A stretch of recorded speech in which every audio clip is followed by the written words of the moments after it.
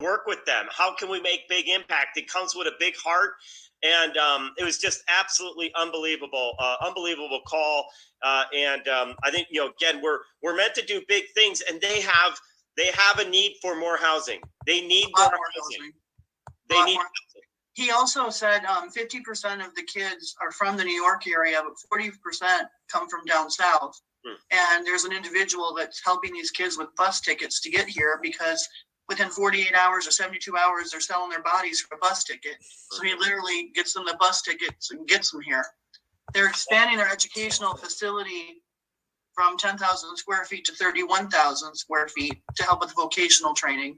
It was an amazing call, and we're going to do amazing things. And he did say that they would be open to having these kids live in other places as well, because the cost of real estate is so high here. And the way their model works, because of the way they're structured with their organization, they cannot actually do what we're doing. He'd have to form a separate entity to do what we're doing. So it's really a great fit, and to help carve out a little niche and add some value to his organization. And he was all about.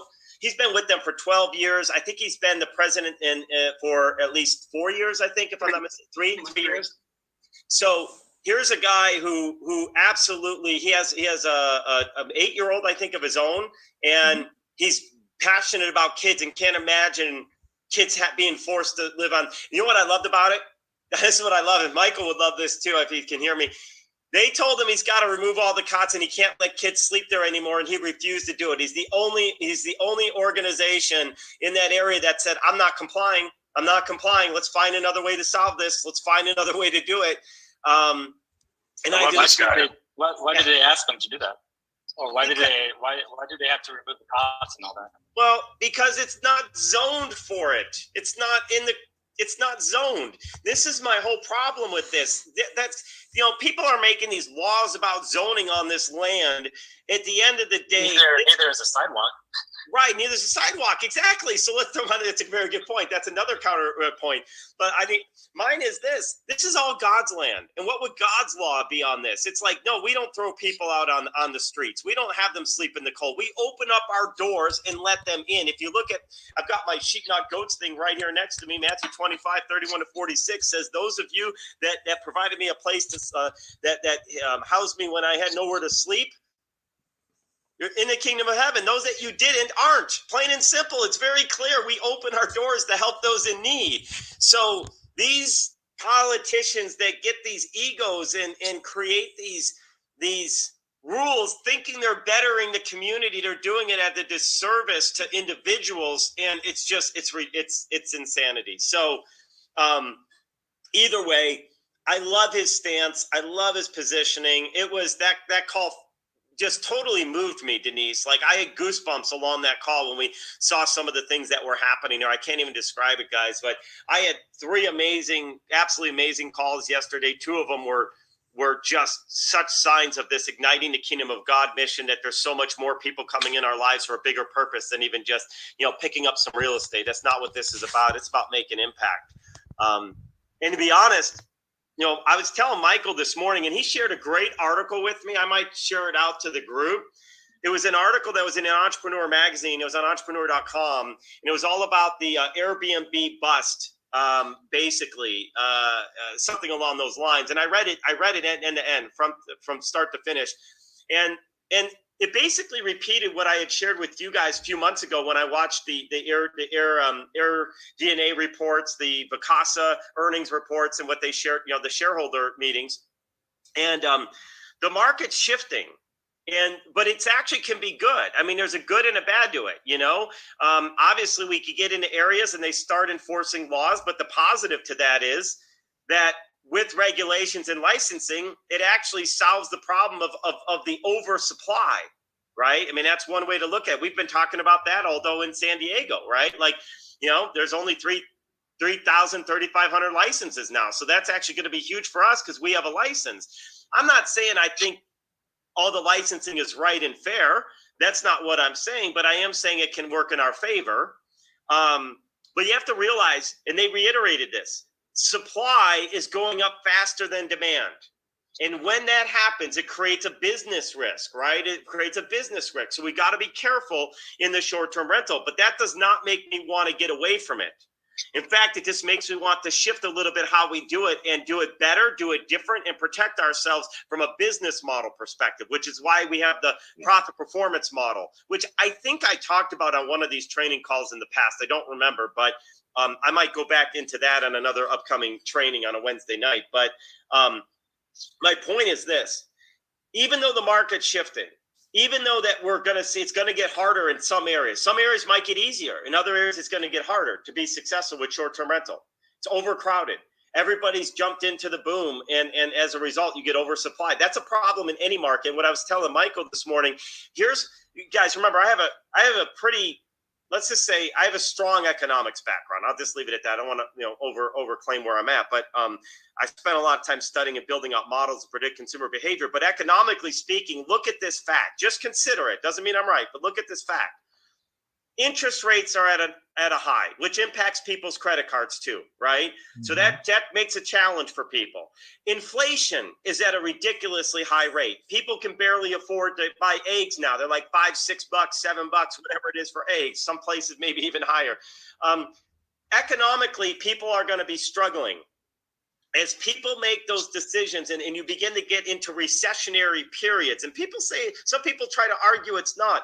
I was saying for well before this happened that Vegas property prices were going to drop a bit, and they have.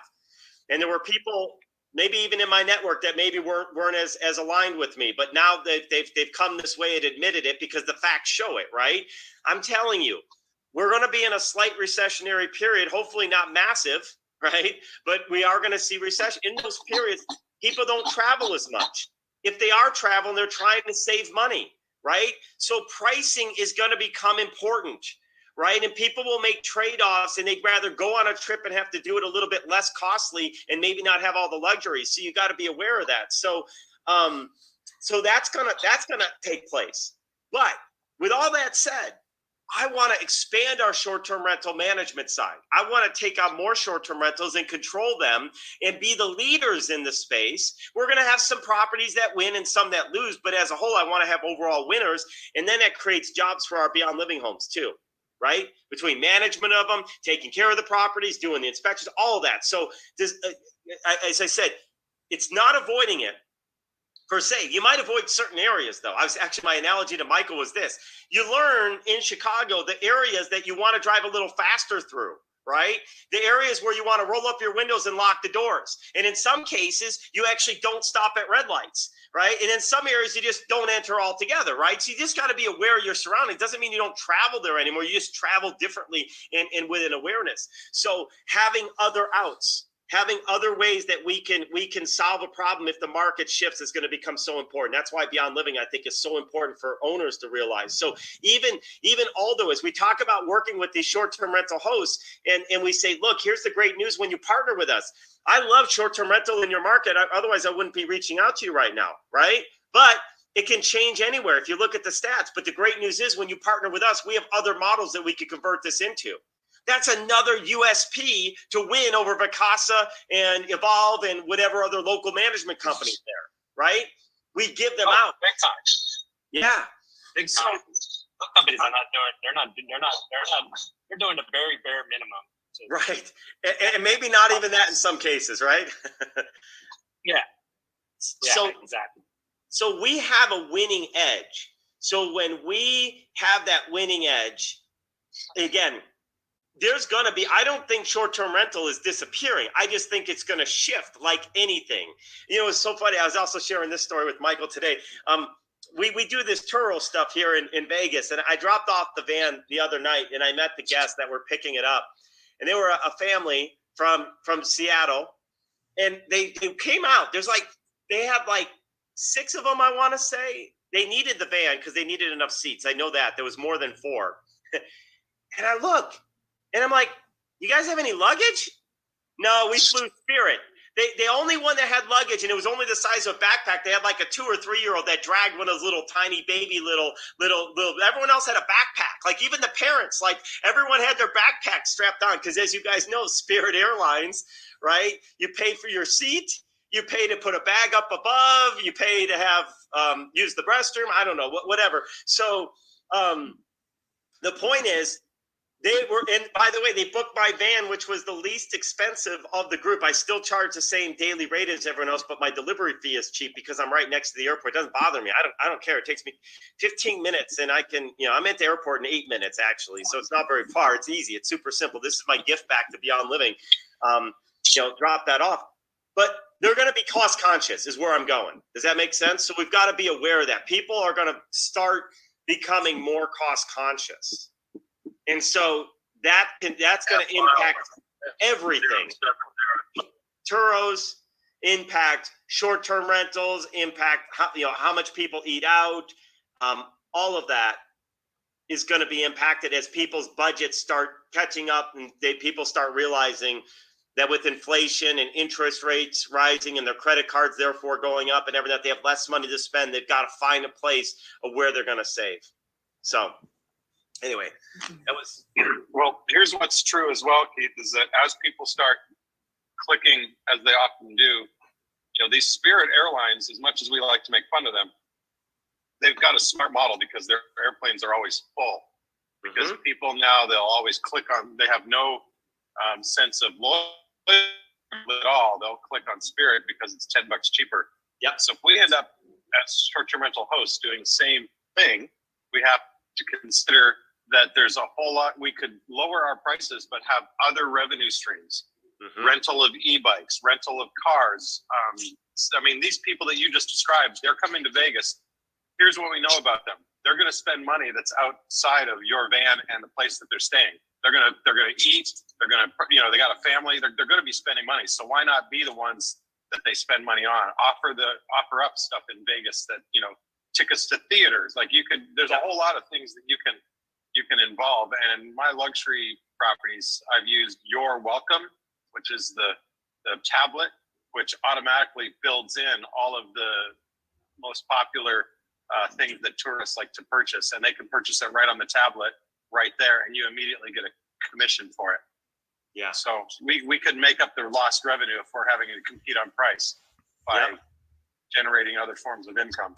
You're spot on, Michael. And Rachel actually, a little while ago, we decided, she actually went out and collected. We said next time we go up to the Strip, we're actually going to collect all those little things that people are handing out, except the nightclubs. We're not promoting those, but they promote other things. Get this tour, go see Avengers 3 or whatever else. All those people are earning money promoting those particular services, which means those companies, the neon lights. I actually went and saw that with my daughter. I don't know, Bryant, if you ever saw the lights museum here in Vegas or not, but believe it or not, my 24-year-old wanted to go see it. So I went with her and her boyfriend. We went and saw that. It was actually pretty cool, but it's more if you like history and so forth. I wouldn't have normally gone on my own, but I went. It was fine. So anyway, but all those attractions are offering referral fees. Right? To your point, Michael, all those places are offering referrals. So all we have to do is partner with them and say, hey, we'd love to refer and offer those tickets. And then those are revenue streams, to your point, Michael, because they are going to spend while they're here, but they're going to try to save on certain areas so they have money to do some of those fun things. Go see a show, go to whatever it is, right? So yeah, that was part of so we actually collected a bunch. Last time we were up there, we said, hey, whatever people are handing out, let's go grab them, because clearly those places are offering. And then one last thing I'll get to, Carol. So if you go inside hotels, you'll see that they do this in Wisconsin Dells all the time. If you've ever been there, you go in your hotels and they'll have all these things. And whenever I stay at Marriott, I would get like 50% off tickets at Noah's Ark or whatever it might be. And they have these extra discounts that they're offering just to have those hotels drive people to their attraction. Tommy, what is it? Anyone ever go there? Tommy Bartlett Water Show, right? Which I think is actually closed down now, unfortunately, but they still have Robot World. So anyway, I love your point, Michael. And so we just have to get smarter, right? That's exactly what you're saying. You don't leave the space. You figure out how do you get smarter in that space, and how do you find other ways to make up that revenue based on what they're looking for and what they need. Carol, you had a Well, I just had a question of Michael, but also I want you to see that Sam's having trouble getting inputting the house. So he might need some help.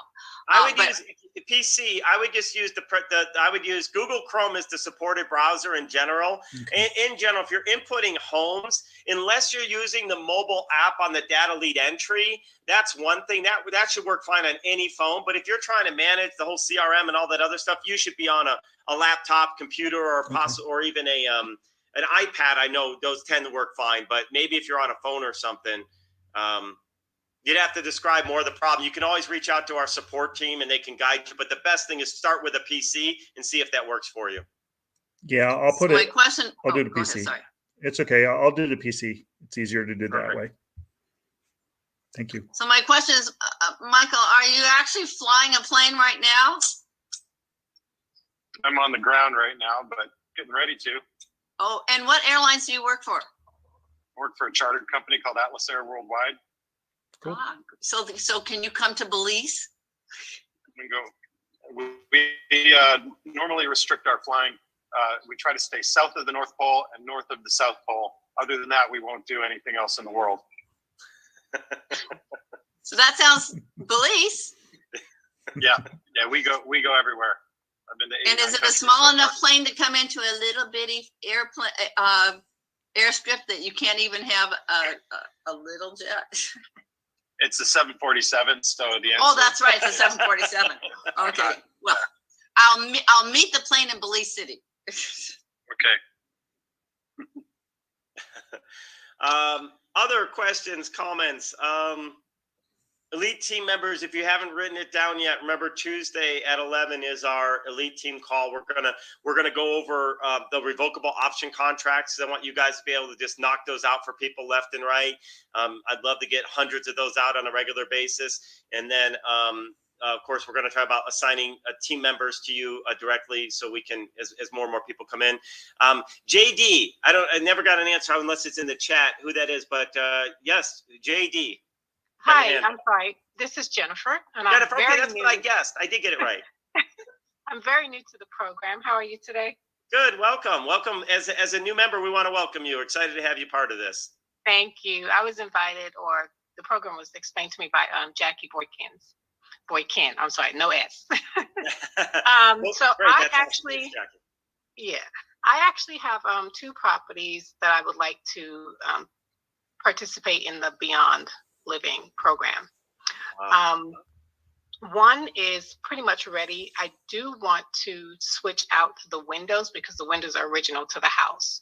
So would you recommend I do that first and then do the program, or No, what's your suggestion? yeah, let me hold on one second. I think, did you flag those in Accelerator yet or no? No, you didn't. I put one in Accelerator, but I was having an issue because I wasn't able to see it myself. I did reach out to support and they said that they see it in there. Okay. But I guess I need to just clear my browser and go back in. But I do have one in there. The other one, I'm doing some renovations, so not quite ready yet, but in about a month, Okay. I'll be ready for it.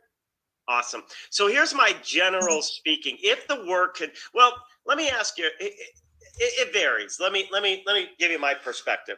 So what I'm going to tell you is my MVP strategy, which may not always be applicable for every situation. And sometimes if you've got the capital and you're going to do it one way or the other, sometimes it's easier, either one, just to do it in advance or do it in parallel to getting people in. So with the windows, if you can do the window replacements while people are in there, because they can knock it out during a few hours or throughout the day, and someone just, that room is just closed off while they work on it, it's not going to be that big of a deal if you already have residents in there. I always like my properties generating cash sooner than later. So from an MVP perspective, I would not hold on starting to try to build out a model to do something like windows. Flooring is a different story, right? If you're doing flooring, it's like, oh man, that's really complicated. You have to move furniture all around and all that other stuff. Then I would say just go ahead and get the flooring in there. Even painting doesn't bother me. True MVP. Some of you guys are new. I'm gonna see if I can find this photo. Let's see if I can find this. Some of you guys might remember this photo I posted. Talk about true MVP on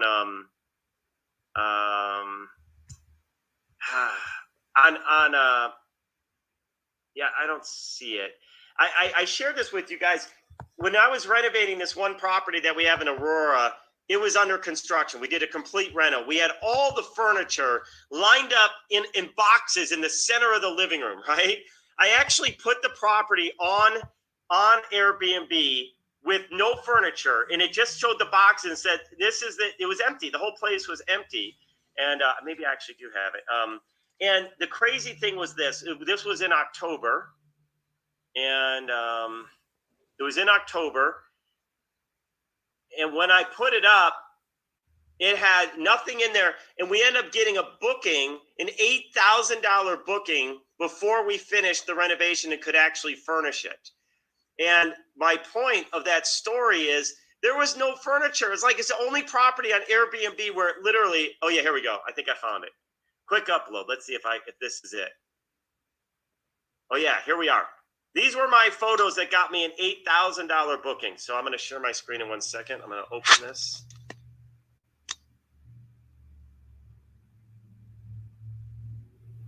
It's opening somewhere. Okay, now I've got it. Okay. Give me share screen. All right. So this is an empty room. All right. Here, because you have to put 5 on Airbnb minimum in order to get a posting. There's another empty room. There's another empty room. There's the kitchen. See, I still have cardboard in here. There's still stuff on here. The countertops weren't even done. And then here's all the furniture. This is it. This is my posting on Airbnb. And the house is beautiful. So yeah. Well, in the renovation, you can't see any of the bathrooms because, by the way, the bathroom's crazy enough though. This is okay. So I don't know I would recommend this for anyone else because I'm not going to lie, this was incredibly stressful.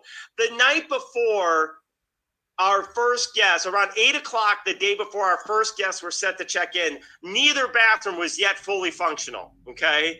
So we ended up doing an all-nighter to get this thing done and working. I had electricians in there at 2 in the morning, 4 in the morning. Like we went nonstop. We pushed it to the brink. And, God, I'm willing to do that, right? Because I made the commitment. I'm like, okay. And now, by the way, our renovator told me a month prior to that, as I flew out there, he had said, oh, the bathroom isn't done yet, but I was arriving on Saturday. But don't worry, one of them will be working for you the next day. That was in October. 1 month later, neither bathroom was still working. So I kind of went off the expectations of where my contract. Oh yeah, November 1st, that's not a problem. A day before Thanksgiving, somebody's coming in to have a Thanksgiving holiday party with their family, and we didn't have this thing done. We finished at about 3 o'clock as they were just about pulling in. My point is, you don't need to be this crazy, but I live by MVP, right? I knew I could get it done. I made the commitment. It meant we had to stay up all night. Myself, Rachel, and her sister were there setting up, finishing setup. As I mentioned, contractors were there. We said, you guys got to stay. You know, you committed to have this done for our booking. You said this was going to be done weeks ago. You're staying. And so my point, though, these 5 photos, that's it. Off of those 5 photos, we had already had that Thanksgiving booking, but the day or two after that booking, somebody booked for $8,000 for an entire month, or maybe it was $6,000. It was either $6,000 or $8,000. The point is, that's the power of MVP, right? So challenge. If it was furnished, you probably would have got 20,000. What's that?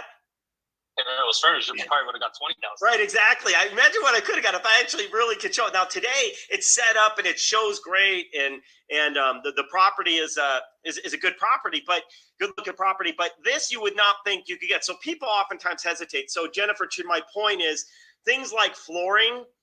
You know, you got it. That's not really. You have to get that done because it's almost impossible to like finish everything else. But even if you had to paint, I'd still set it up, put the front and repaint it. Like I'm not worried about that stuff. So just don't hold back revenue because you want everything perfect, but also be smart and make sure you know how you're going to get it done. Right. And yeah, and these are both former Airbnb properties. So Gotcha. I would just like to switch to the Beyond Living model because I am a Christian believer and I support the theology of what you put together. So. Oh, I love that, Jennifer. That brings chills to me right now. So, and it probably for the group, hope you guys are hearing this. I mean, here's somebody with short-term rentals that want to actually convert over to Beyond Living. I mean, that's huge. I mean, this is the impact we're having in the community because there are so many good people out there that do want to make a difference. So my suggestion would be this, Jennifer, and this is good for the whole group to hear. In any market, Beyond Living takes time to set up. So we actually in fact, this property you're looking at right here, this is actually short-term rental only until we have qualified residents and the jobs running for Beyond Living. This is actually going to be a Beyond Living home. That's its design. But it's running short-term rental while we build it out. And it takes some of the pressure off so you don't necessarily have to, worry about putting the wrong people in or dealing with empty payments and stuff like that, right? So part of what we will look at, and I'll meet with you separately, Jennifer, we'll meet and we'll go through the properties.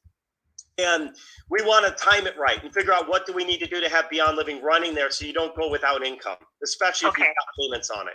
Yeah, they are vacant right now. So yeah, I will need to do something. Yep. She's She's in a hurry. Are you not still running short-term rental? No, I switched from short-term rental and then I had tenants, but I had a veteran in there and it just went south. So I had to have him leave. So the property is vacant at the moment. He left in December. Okay. So I am, just trying to get it prepared for the next steps. Gotcha. What market is this? I'm in Georgia. Oh, wow. I'm in Savannah right now, actually. Oh, cool. Yeah, and the particular property I'm talking about, it's like maybe less than 10 minutes from the airport. So Atlanta? Yeah, in Atlanta. Wow. Look at that. We're talking about Atlanta's already on the radar for us to bring in Beyond Living and this whole mission of igniting the kingdom of God. Awesome. So would you like to look at it? I can give you the address. Yeah. It's 2534. Hang on one second here. Let me switch over a couple. Let me pull up a window here. And it's fully furnished. While you're pulling that up, I just have a quick question. You said MPV or what is that program you were talking about? Well, most people already know on the call, so probably 18 people probably answer that, right? It was called MVP. Who wants to share with Carol, Sue, what that means in my world? Minimum viable product.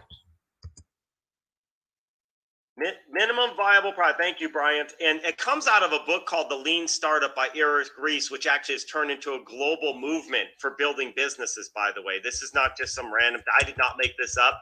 I actually used, maybe the philosophy I may have always had, but the actual term and its application and the theory why it's so important comes out of the book called Lean Startup, which is actually a book designed around technology startups. But I've applied MVP to birthday parties.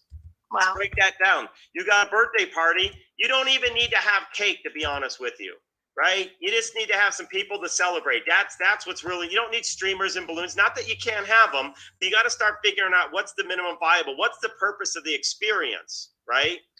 The minimum you buy it is a watermelon. That doesn't make my MVP since list. My daughter is 6 years old and she's 39 and a half now. I don't do cakes. So I buy a watermelon, cut it the long way, and then I cut out around the edges and I put raisins for hair and cherries for eyes, and I make a whole face out of it, and that is the birthday cake. Oh, well, there you go. And if that what makes the day for that person, then that's the MVP, right? And now everybody asks for it. Yeah, that's it. They know they're getting a watermelon, even here in Belize. I love it. Hey, Denise, did you want me to answer your question? Now I see your hand still up. Well, before I pull up this property. Yeah, it's just a quick thing, and it's I just wanted to know if you were able to see Susanna's flyer for the job fair today. She shared it with me last night. She did a brilliant job. So if you haven't seen it, ask her to share it with you. I saw it. It's something that could be duplicated. Yeah, she was actually texting with Rachel and I last night. We were kind of going over some things, and she did an amazing job. So I know she's not on right now, but Susanna, by the way, Susanna went out to a job fair. Let me tell you this. This is really good for you guys here too. She went out to a job fair today right here in Las Vegas. And she actually texted Rachel. Rachel just filled me in a little while ago. She texted her and said, people were loving what we were doing. They were loving it. So she said, expect a bunch of calls and inquiries next week, which are going to her anyway. But a bunch of things are going to come in next week, and we're going to create additional jobs for our folks right here in Las Vegas. So my hope is out of this, we could create some great relationships and start filling homes faster than we can, bring them on, which would be great, because bringing on homes now to me is the easiest part. It's not hard to find homes.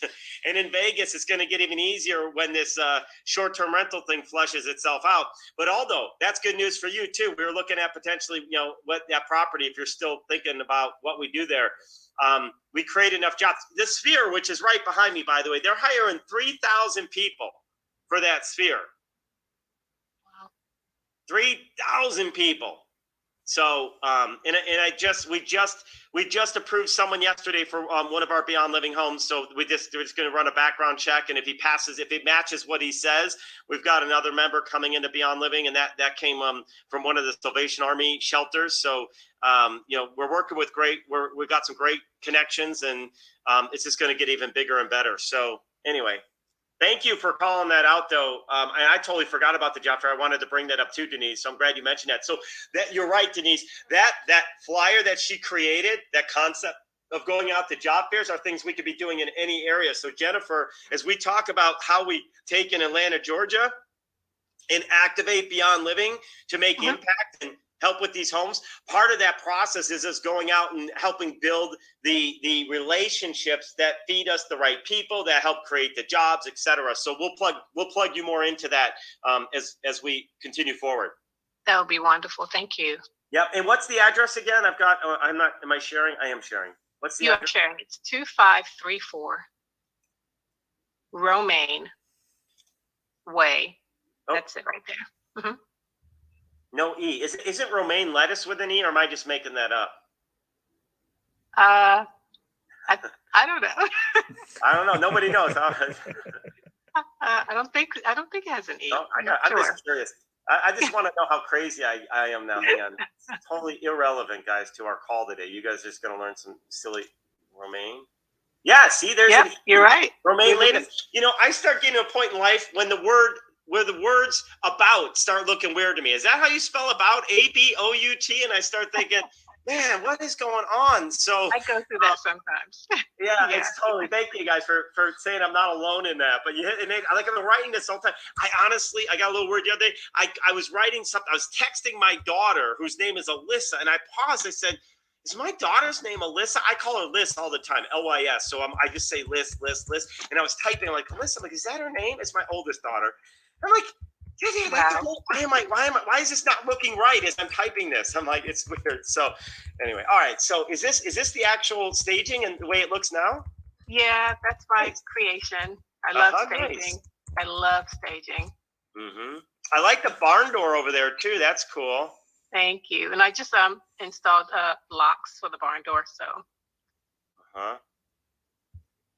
Yeah, I'd be curious how that lock works. The only thing with the doors, and the barn door is an interesting one. What we normally do in our Beyond Living homes is we actually put on keypad doors.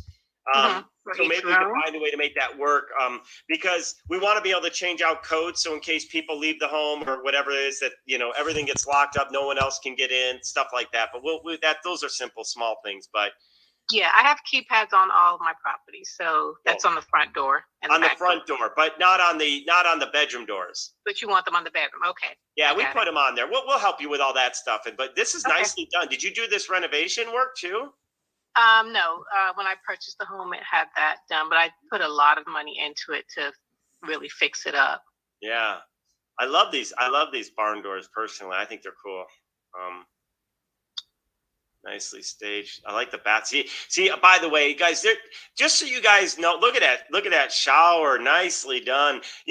Homes like this don't have to necessarily be this nice and Beyond Living, but I love when we could provide a living environment for somebody that looks like this. This gentleman, you should see. I got a text from this gentleman last night that we're approving, and it came through. It actually goes to the team, so we use a system that everybody gets notified, so we all get to see it. And he was, well, we're going to approve him. He's going to come out of the shelter, and he was, God bless you. He was, thank you so much. Like, people are so grateful just to get a place to start changing their life. But when they can actually have a place like this, then obviously, it really means a lot for people, right? And they, in theory, hopefully take better care of it because they're in such a nice place too. That's why we like to have newer furniture and stuff like that, because you put somebody in a place that isn't taken care of, then they don't feel what's their motivation to take care of it, right? So, very nice. Very Thank nice you. little home here. Very nice. Thank you. And this says this house is would normally rent for about $1,800. And did you say something? Was it you that mentioned the loft, or was that? No, that was Sam. No, was that wasn't you me. mentioned. And That was Sam. this was 3 years ago. So I'm actually going through a refi right now, and it's actually appraised for $310. Wow, nice. So yeah, the rents on that is about $2,200-$2,300. 2,300. So these are off, which makes sense too. I mean, obviously it's renovated, looks nicer, etc. But and it's fully furnished. Yeah, So. yep. So this is something where, I mean, I was just going back to those bedrooms. As long as we could fit, and I saw this can easily fit 2 beds in here. You've already got 2 twins in the other room, and then one of the rooms was a queen, I think, in there. Where was that? Yeah, and that can fit 2 beds. Yeah, as well. I was gonna say there's easily room for 2 twins in here. So this is 6 people in this home. So this property could grow $6,600 a month, very very easily. And okay. And I really think. And then it had 2 bathrooms, which is great. We always like to have more bathrooms when possible, right? Okay. And my other property has 4 bedrooms and 3.5 baths. Wow, that's great. Can we look at that right now? Are you okay with that? Yeah, Right, that's fine. Let me jump back and what's the address of that one?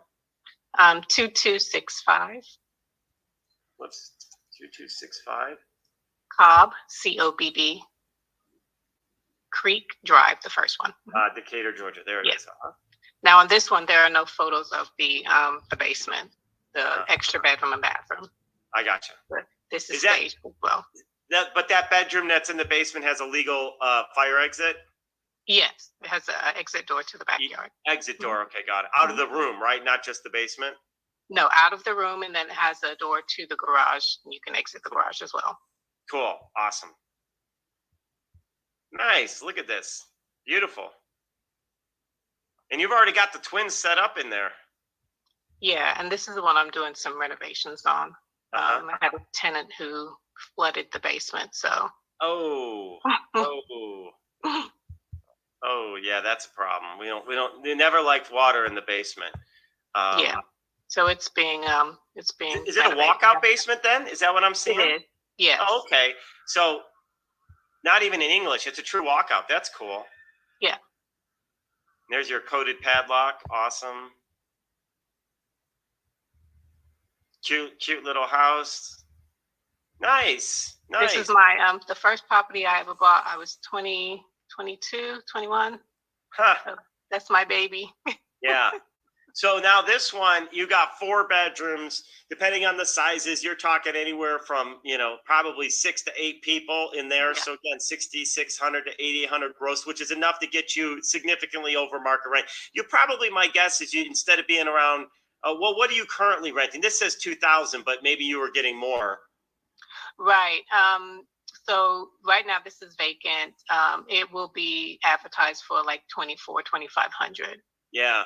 So you probably would get 3,100, 3,200 is my guess. So that would be like an extra 20 to 30% gross. And if you've got loan on it, that could actually double your profits, because everything above and beyond that is profit. Assuming your 2,400 already covers your mortgage, then everything else is profit, right? Yeah, so, exactly. So like what you said, $100 extra is worth it. Yeah, I mean, because here's what happens. I mean, a lot of people, the average rental is only about $300 to $400 a month cash flow with a traditional typical loan on it, right? Which is still great, right? $300 to $400. But if you can now get an extra $300 to $400, you doubled your profits. That's like adding an entirely another second investment property without having to worry about 2 roofs, 4 down payment, 2 furnaces, all that other good stuff that comes with more property. Not that you can't get more property, but you can scale your overall portfolio and have more to give back and buy more homes to help more people. So it becomes this giant ecosystem, right? Right. So yeah, so we're gonna want to work. And you said Decatur is this the one that's 10 minutes from the airport? No, the other one is 10 minutes from the airport. This one is about 13, 15 minutes from downtown Atlanta. Okay, so you're in the suburb, you're in the metro area. Yes, I'm within the perimeter. Yep. So I'll tell you this, we're gonna Alan's already all over this with Vanessa, who might be in the room with Alan, if not, but we're working on the Georgia area. We're planning to have the Ignite the Kingdom of God event come out there. We're going to be working with churches to help them generate a tremendous amount of money to impact the community. And that's going to also get the word out to get people to help qualified people to fill our homes. So Yes. you and I, we're going to connect, Jennifer, and we're going to talk about a transition plan for this property. All right. So how do you take your property and go from where it's at right now into beyond living? How do we help? And so we'll do that privately so we could talk more details and numbers and make sure I understand your situation. Fantastic. And how will I reach out to you? Hang on one second here. You can email me directly. Okay. Hold on here. Just go ahead and email me. Hang on, I got to find my chat thing again. Okay, here it is. All right. I have so many screens open. All right. So just go ahead and email me, and then I'll work from there and set up time with you. Cool? Okay. Normally, what I would tell people is just go on my calendar and I'll approve you. And I always tell people, don't just book on my calendar, reach out to me first if it's open. That way I can help tell you, hey, can you do that on Thursday or Friday? Because I know I have things planned or I'm trying to balance my schedule. But it's completely blocked off for the next week, 2 weeks, because I'm trying to get a bunch of marketing stuff together for you guys. So therefore, I'm just going to suggest that you guys in this case, just reach out to me and I'll custom set a time with you. Cool? Fantastic. Thank you for your time, Keith. I appreciate it. Yeah, you bet. Welcome to the program. Thank you. I'm excited.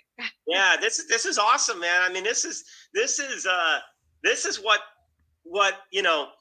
we've been striving to do, is to just get the word out about how this can really make impact on homeowners too, right? And you feel great about it, right? I make a bit more money, but more importantly, I help people, right? So, yeah, amen. This is great. And to that point, I just want to circle back around where people got this. So Jennifer has 2 homes in Atlanta. So let's just take that for example. We could put, that could be 12, maybe 14 people, even if it's 10 to 14 people, whatever the number is. We could be running short-term rental. Now, Atlanta banned the number of short-term rentals. Remember that? They actually have a whole issue, kind of like Vegas. And I don't know what the final numbers are there and what they allow. But short-term rentals in Atlanta, it's a big city. People come in Atlanta all the time. There's conferences, conventions. Isn't it like one of the most busiest airports or something too? Michael might know that. Yes, that is correct. It's busiest in the world. Yeah, busiest in the world. So people are coming in and out. So there's plenty of people that are still going to need to run short-term rentals. And even outside of Atlanta, you don't have to be in Atlanta. You could be in the outskirts in the suburbs, and we can be running short-term rental, right? Because this may be what it is. These create jobs. That creates jobs for these people. So part of our job creation might be in trying to find some of these short-term rental things like we open the call with, right? And then we get into our transportation models. Oh my gosh, Atlanta has got a big need for transportation.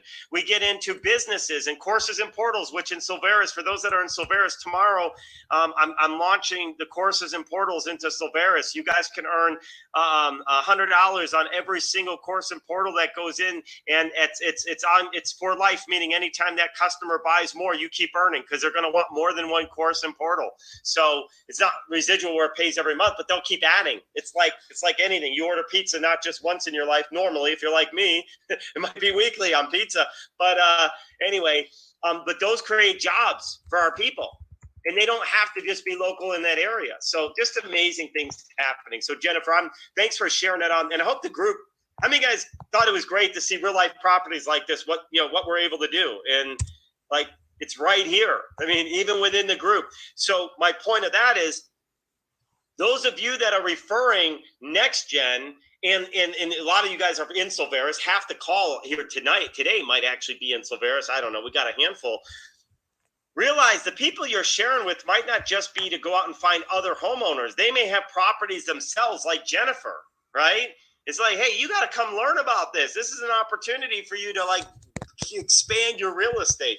And I think that's part of why we're continue to see such great excitement in the Silveris community too, is because you guys are seeing it firsthand. And when you get to see it firsthand, it sure makes it easier to talk to other people about it, doesn't it? It's like watching Alan get deals closing, watch Jennifer convert her homes into this, and just seeing what's out there. This is not like theory. This stuff is happening all the time on a regular basis. So super cool stuff. Let me see this. Can I share the house that I'm talking about? Yeah. What is it? It's a 27311. Oh, sorry. Hold on one second. I was doing this way. 27311 Belmont, right there. Yep. It's a really cute house. Oh, it's super cute. Look at that. It looks like stuff from like the out of like a home and garden magazine or something, you know, other than there's no leaves on the tree on this front time of year. but it's actually better to see the house that way, right? We just see a big tree right now. We'd miss all that cute front porch on there. All right. So it's on a cul-de-sac. So if you go through the pictures, you'll see. Yep. Yeah.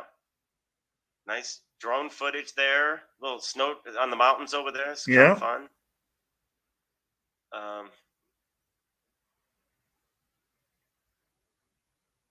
All right. So this is California? Yeah. Santa Clarita? Yeah, the Santa Clarita, cute porch, nice vaulted ceilings. Yep. Creates a bit of space in there, which is nice. Plenty of room for this is the one that had a loft, right? Yeah, this has a loft. So we get 8 people. So what I love to see is something like this. I can easily see 8 people being able to fit around here. Even if you put a full, take out that center thing and put a full sectional, but normally you don't have all 8 sitting there anyway. It's not a big deal. Yeah. But just in terms of its ability to accommodate is absolutely there. Oh yeah. That's cool. Dining area right there. It's not a huge dining area, but if you look at the kitchen, that wall right there, it is a load bearing wall, but somebody in the neighborhood actually knocked that wall down and like extended the kitchen. Yeah, I could see that. I could see doing that. I do see that, even though it's not huge, I could see that they've got room. Now notice they can't get a chair there, but they got 7 seats that you could technically fit, or you could slide. The problem is this, though. Here's the problem. They have this big end. See, I would take this out. Yeah, that's going. That's sold. Yeah, good.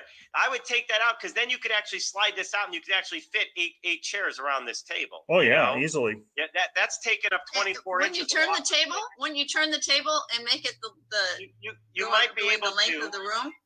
You might be able to. Maybe they didn't do it because it goes too far out into the other thing, although it doesn't look like that. They feng shuied it. The person that owns this house is very energy conscious. Yeah. And they did a lot of things that have to do with energies in the rooms. Well, you don't want to mess up that energy. Nope. Yeah, so here's that wall you're saying. Yeah, you'd have to reload. You obviously have your dishwasher there, and you'd lose that a little bit. Actually, the wall is to the left. If you look to the left, isn't it right? Isn't it this right? No, here, right? it's to the left of the kitchen, so you wouldn't have to do. Oh, wait. Yeah. Go back one. Yeah, that's the wall right there. That's the hole. That's it right here with the dishwasher, right? Yeah. Yeah, because that's that opening into the dining room right there. So, yeah, they broke that open. I don't know exactly what they did with the dishwasher, but they broke that open. It's kind of interesting. Looking at this, because you have your oven here, there's no real room. You might be able to squeeze it in right there. I don't know. It's hard to tell dimensions sometimes on photos. It is. So it's possible you could squeeze in there, or you get rid of it altogether. You have to reshift this and take out this big, which is a nice pantry space. You'd want that because you'd lose the other cabinet space. So I don't know what they did with it. Maybe that's enough room right here. You get one of those 21-inch dishwashers or something. Mm-hmm. I don't know. But anyway, cool. But this place, I wouldn't do it. I don't think you even need that, by the way, just so you know. I would leave it as is. I think it's totally fine. Oh, yeah, because your refrigerator's right there, too. Oh, interesting. Yeah, I wonder where they put that then. Yeah, they knocked that whole wall down. So it's kind of interesting. I'm going to get pictures from the neighbor about that. That's the master. Uh-huh. Yeah, plenty of space in here. And this was 1,300 square feet originally, and they added another 300 square feet, added a bathroom and another bedroom. So it used to be a 2-bedroom, and now it's a 3-3. Okay. Nice. Nice. See, and I like this. I mean, just in terms of quality, I mean, that other house that Jennifer has is obviously, stunning in the design Oh, yeah. and so forth. But this, this is more than enough for a beyond living home. Even short-term rental works well. And by the way, when we remove a lot of this furniture, it actually creates more open space, which is important when you have multiple people living in a room together. Mhm. You want a sense of space. You want a sense that you don't feel crammed. Those are big rooms too. Yeah, it looks like. I mean, I'm really surprised. You say feng shui. To me, now I'm a minimalist now in my life. This feels like a lot of extra clutter. Like I'm total minimalist now. That's the daughter.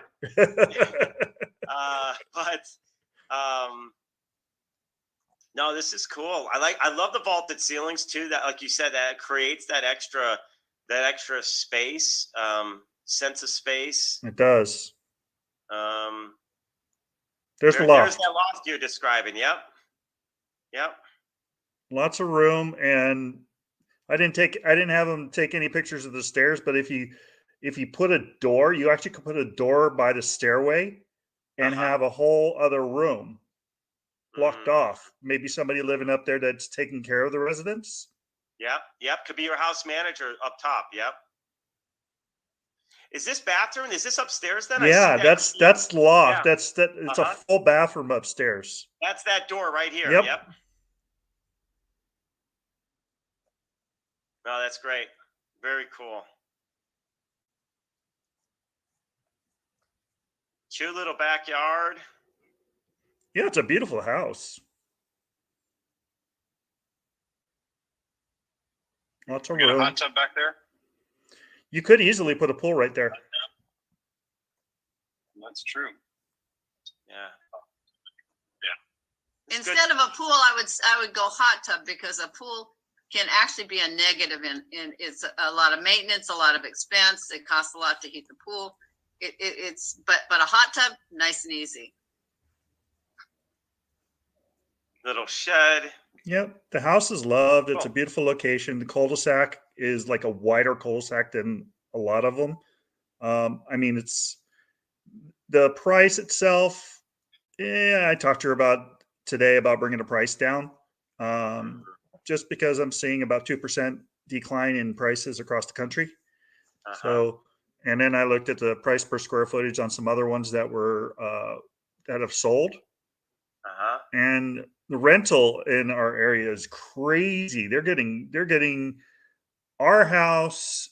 We have it for $3,600 a month, and it's almost 2,400 square feet. And that's just a family. Think about what you could do per room. Yeah. Well, that's where it's going to go up higher on there, but we still base it off of like what a straight rental becomes their base preferred earning stamp. So what we do, we start there. Now, Zillow says this is from an investment standpoint. Normally, if you guys ever saw my RTM, my rent to mortgage multiplier, this one is not as ideal to buy of a property, because look at, if you bought it for $5,000, you can only rent it, according to Zillow, for about $3,500. Now, I love the Zillow rental manager because it shows me the comps behind that. So even when people say, oh, I could get more, well, let me just look at what things have rented for and what's out there in the marketplace. Because a lot of times, I see people try to rent for more, and let's see where they come up, and they do a good job giving you comps right in that area. Wow. My mind is blown. I didn't know this was in there. What's that? This Zillow rental manager? Yeah, I didn't know this was in there. That's a great way to look at it. Yeah, so that's what I do, and I basically we use this. So here's 3 bedroom, 2 bath, 1,700 square feet for 3,400 a month. Now notice this one's smaller. They actually have this property listed for a little bit more per square foot than these other ones. So they've obviously this is an awesome way for all you guys that are not licensed, that don't have the MLS, or maybe you're licensed but don't have MLS in a given area. Zillow Rental Manager is a great way to see what's rented for. This one was last seen on February 27th. So here's $1.88 a square foot, and then you could obviously use this as a gauge and look up that property. You could go on the Zillow, go back and try and find it. This one's still active right now at 3450. And then I like to look how long did it take them to rent is important too. And you don't always get that here, but I know this one's been active 1 day. If something's been on at a certain price for a long period of time, this is a mile away, 30 days on market. So maybe they're asking for too much at 3,600. That's also, Monte Vista is also an area that's like detached condos. So Gotcha. Yep. if you look at where my listing and where it's located, it's a cul-de-sac. So it's not in a condo community. The other ones are in condo communities. Yeah. That's a good point. So obviously you've got to take a little look at like what's out there and why. Here's one active 1 day ago, a mile away. This looks like that's an older house. Yes. Yep. That's a lot older community too. Older, actually slightly bigger, but older. Yeah. So their pricing may not be far off, but right, they're at 3,500, right? So to that point, they're at what, 3,450. So even call it 3,500. If that's the rental, that's actually a really good price for the. Well, actually, I'm sorry. This is the bigger home. How many square feet was this again? Which one? 1,100. That one's 1,187 square feet. The one that you showed me is only 11. Oh, 1,606. Yeah, 1,606. So I always like to look at that as the gauge too, right? Because obviously that makes a difference. But anyway, so we look at that and say, I wouldn't buy a property personally. I would not buy a property where my mortgage is going to be over what I can rent it for. That's not a good out. But if somebody already has a property, well, let's figure out what we could do on it, because you've got a primary rate, right? If they own it, they have it on a lower interest rate that as an investor with a lower loan amount because they bought it how long ago, right? That's true. That's their advantage. And that's what you have to just kind of keep in mind. For us as investors, this is why I want a partner. I'm going to help you make more than a straight rental, Mr. and Mrs. Owner. So you win. And I win because I couldn't possibly buy your property and have it make sense to me because I'd be at $5,000 a month, right? So I'd rather give you somewhere in between that, get you 4,200, you're 700 ahead, and I'm 700 ahead, right? And then we split above and beyond that, right? So it kind of that's kind of the logic here. So it becomes a win-win for everybody. Fantastic. One other little side comment. I don't want to go too in deep. You guys don't need to be sharing this. In fact, don't be sharing this up front. But one of the comments I make with homeowners that are thinking of selling that lived in their property is this. Your depreciation is based on the value of your property at the time you put it into service, right? What's the value? Because that's what you could have sold it for. So your depreciation could be based on the $850,000 value. So you have to take out the value of land, of course, right? But that becomes your basis. So it's important to